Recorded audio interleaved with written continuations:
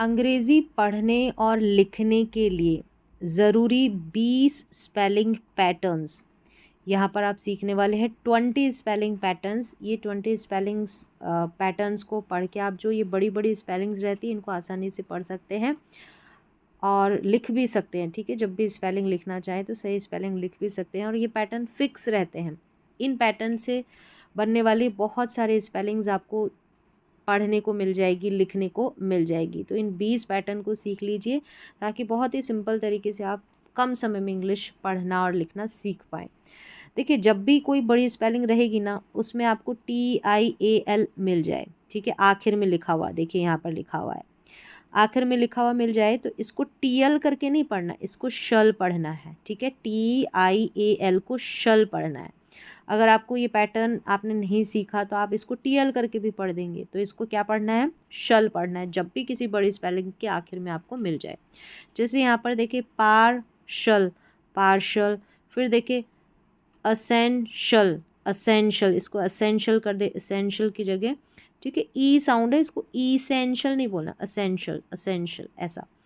ठीक है, इसको कर दें आप, चाहे ई भी है तो कोई मिस्टेक नहीं है, साउंड इसका असेंशियल करके ही निकल कर आएगा। तो यहाँ पर देखिए ये भी TIAL है, शल।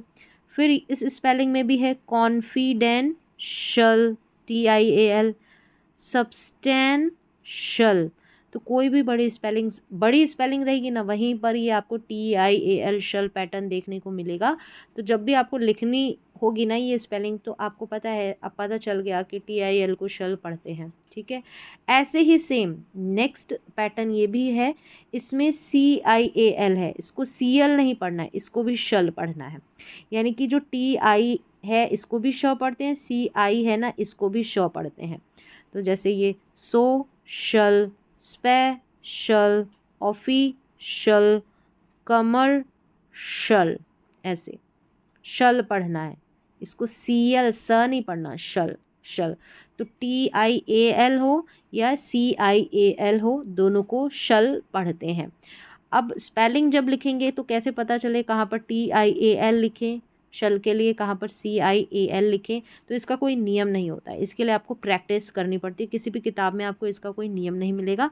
तो यहाँ पर मैंने पैटर्न बता दिया है, इस तरीके से इस पैटर्न के हिसाब से आप जो है स्पेलिंग्स की प्रैक्टिस कर सकते हैं। चलिए अब नेक्स्ट है, जब भी आपको TUAL किसी भी इंग्लिश की स्पेलिंग में आखिर में लिखा हुआ मिल जाए ना तो इसको टूअल नहीं चुअल पढ़ना है। वैसे देखते ही तो ये लगेगा टूअल करके पढ़ा है, नहीं, एक्चुअल, वर्चुअल, स्पिरिचुअल, इंटेलेक्चुअल, तो चुअल करके पढ़ा है TUAL को, चुअल। चलिए नंबर 4 पर हम चलते हैं, DGE। DGE को हम जॉ पढ़ते हैं। और नंबर 5 पर हमारा जो पैटर्न है GE, इसको भी जॉ पढ़ते हैं। यानी भी किसी भी स्पेलिंग के लास्ट में अगर आपको DGE मिल जाए ना तो इसको जॉ पढ़ देना है। ठीक है, क्या पढ़ देना, ज। इन सारे स्पेलिंग में DGE है। जैसे ब्रिज हो गया, ठीक है, यहाँ पर देखिए बैज हो गया, जज हो गया, एज हो गया, तो यहाँ पर ज के लिए DGE है। और यहाँ पर देखिए इन स्पेलिंग में भी ज के लिए GE है, दोनों में अलग है स्पेलिंग। देखिए एज, पेज, लार्ज और चेंज। अब यहाँ पर फ़र्क क्या है कि कौन सी स्पेलिंग में हम ज के लिए DGE लिखें और कौन सी स्पेलिंग में हम ज के लिए GE लिखें। तो यहाँ पर देखिए नियम है इसका, तो मैं बता देती हूँ। DGE ज़्यादातर छोटे स्वर यानी कि शॉर्ट वाउल के बाद आता है। जब जैसे ब्रिज है, ब्रिज ये आई है ना, ये शॉर्ट वाउल है, ब्रिज नहीं बोल रहे, हम बोल रहे ब्रिज, तो शॉर्ट साउंड है आई का। ठीक है, तो ज साउंड के लिए हमने DGE लिखा है। ठीक है, तो यहाँ पर शॉर्ट साउंड के बाद में ज साउंड रहेगा ना तो आपको DGE लिखना है। और GE अक्सर लंबे स्वर लॉन्ग वाउल के बाद आता है, लॉन्ग वाउल के बाद। जैसे यहाँ पर देखिए एज, ए का साउंड क्या लॉन्ग है, पेज, ए का sound long, large, R sound है ना, चेंज, ऐसे। और यहाँ पर ब्रिज, बैज, जज, एज, ये शॉर्ट साउंड है वाउल के, तो यहाँ पर ज के लिए DGE आया है और नीचे एज, पेज में GE आया है ज के लिए। तो नंबर 4 पर आपने DGE पैटर्न सीखा जिसको ज पढ़ते हैं। GE नंबर 5 पर हमारा पैटर्न है, इसको भी ज पढ़ते हैं। फिर देखिए नंबर 6 पर TURE। तो कोई भी इंग्लिश की स्पेलिंग जिसमें TURE मिल जाए तो इसको टूर या टर नहीं पढ़ना, चर पढ़ देना है। ठीक है, जैसे पिक्चर, नेचर, फ्यूचर, कल्चर, तो TURE को चर पढ़ देना है।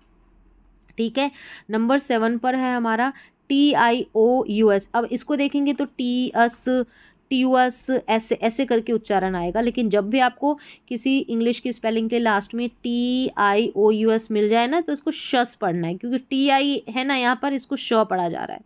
तो जैसे देखिए कॉशस, एम्बिशस, इन्फेक्शस, यहाँ पर न्यूट्रिशस, तो TIOUS को शस करके पढ़ना है।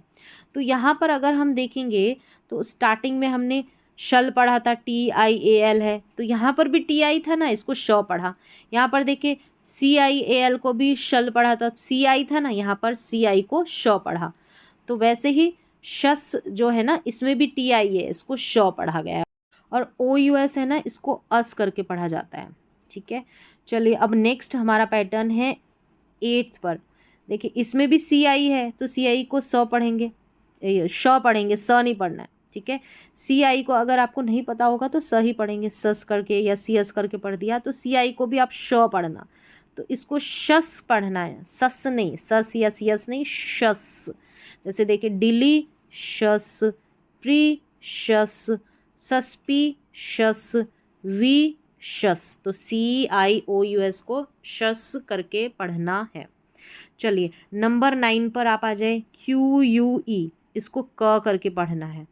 ये जो है ना QUE स्पेलिंग के आखिर में आएगा, इसको क करके पढ़ना है। जैसे यूनी क, QUE है ना, टेक्नी क, एंटी क, बूटी क, ऐसे QUE आखिर में आ जाएगा किसी भी स्पेलिंग में, इसको आप क पढ़ देना है। फिर है नंबर 10th पर हमारा पैटर्न EIGH, इसको A करके पढ़ना है। जैसे देखिए ए ट, यहाँ पर W है, फिर ए ट वेट, यहाँ पर देखिए N है तो ने बर, SL स्ल है तो यहाँ पर A है तो स्ले, तो इस तरीके से EIGH को A करके हम पढ़ेंगे। ठीक है, EIGH को A। फिर यहाँ पर देखें EIGH को A क्यों पढ़ा जा रहा है, ये जो GH है ना इसमें EIGH में, ये साइलेंट है। ठीक है, इसका उच्चारण ही नहीं है, और EI को A ऐसे। फिर यहाँ नंबर 11 पर हमारा GEOUS, इसको GS करके पढ़ दिया, या गियस करके भी पढ़ सकते हैं। तो GOUS है ना, इसको जस पढ़ना है, जस। जैसे गौर जस, करे जस, यहाँ पर है आउटरे जस, एडवांटेजस, तो देखिए सभी में जस है, हिंदी में देख सकते हैं आप यहाँ पर। ठीक है, फिर प्रैक्टिस भी कर ले एक बार फिर से।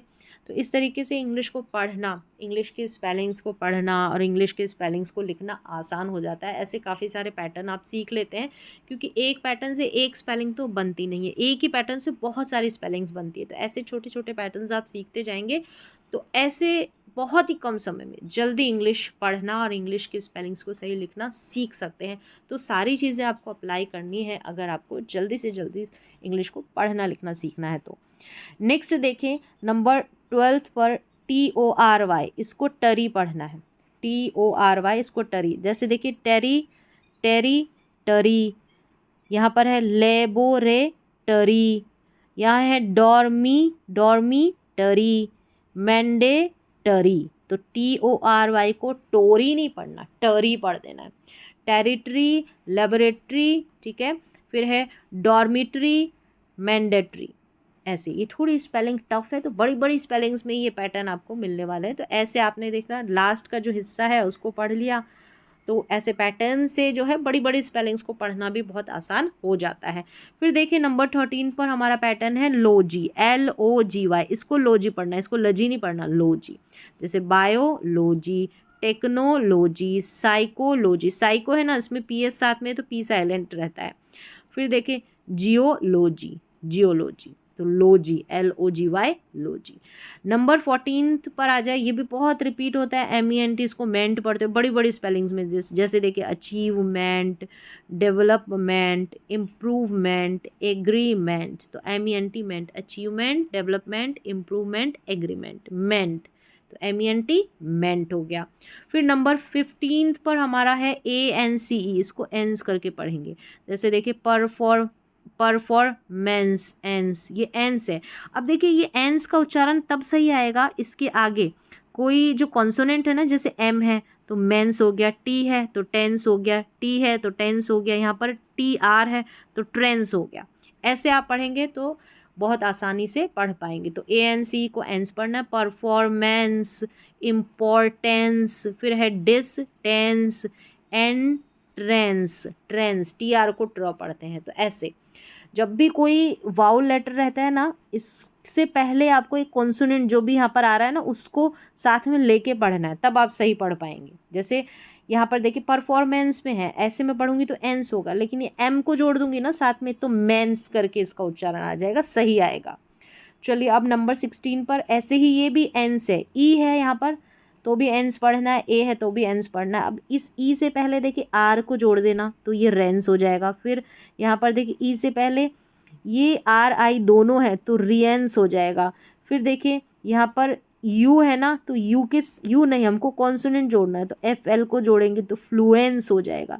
यहाँ पर एल है तो लेंस हो जाएगा। ऐसे ऐसे आपको पढ़ने में सुविधा रहती है। तो डिफरेंस, एक्सपीरियंस, फिर है इन्फ्लुएंस, साइलेंस, ऐसे ऐसे आपको पढ़ना है। चलिए अब नंबर 17 पर आ जाते हैं, टेन, TAIN, इसको टेन पढ़ेंगे। माउंटेन, कैप्टेन, फाउंटेन, कर्टेन, तो TAIN जब भी साथ में रहता है इसको टेन करके पढ़ते हैं, और वैसे AIN रहता है ना इसको एन पढ़ते हैं।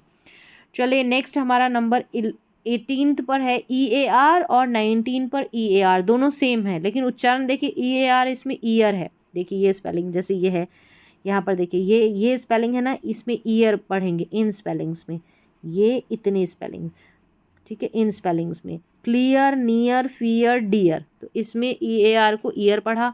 और नंबर 19 पर हमारी ये है अर वाली स्पेलिंग, EAR को हम अर पढ़ेंगे, जैसे यहाँ इनमें लर्न, अर्थ, अर्ली, सर्च, ठीक है, ये CH है, इसको च पढ़ा गया है। तो EAR के दो उच्चारण, ईयर और अर, ठीक है, जैसे यहाँ पर लिखा गया है। तो EAR ईयर वाले स्पेलिंग भी देख लें इस पैटर्न की, और 19 पर जो EAR है अर वाले स्पेलिंग पैटर्न को भी देख लें। फिर नंबर 20 हमारे लास्ट है, ये 20 पैटर्न्स ही आज मैंने सिखाए हैं। ऐसे छोटे छोटे जो पैटर्न्स आप बार बार सीखते रहिए, सीखते रहेंगे तो अंग्रेज़ी को पढ़ना लिखना बहुत ही सरल हो जाएगा, आपके लिए बहुत ही आसान हो जाएगा। देखिए AUGH को अ पढ़ेंगे।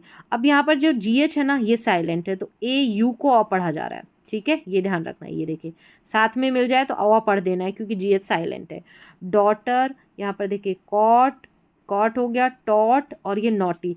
अब इसको डाटर नहीं पढ़ना है, इसको काट या काउट ऐसे नहीं पढ़ना है। देखिए ये टॉट है, इसको टाउट ऐसे नहीं पढ़ना है, ठीक है, इसका उच्चारण सही करें तो AUGH को अ पढ़ते हैं। टोटल यहाँ पर 20 इंग्लिश स्पेलिंग पैटर्न सिखाए हैं। अगर आप ऐसे करके पैटर्न सीखते हैं तो इंग्लिश पढ़ना लिखना बहुत ही सरल होता है, इंग्लिश के स्पेलिंग्स को लिखना भी आपके लिए आसान हो जाता है। ऐसे रोज़ाना आप धीरे धीरे प्रैक्टिस करते चलिए कंसिस्टेंसी के साथ। अगर रोज़ाना प्रैक्टिस करते हैं तो आपके लिए इंग्लिश पढ़ना लिखना ईजी होगा।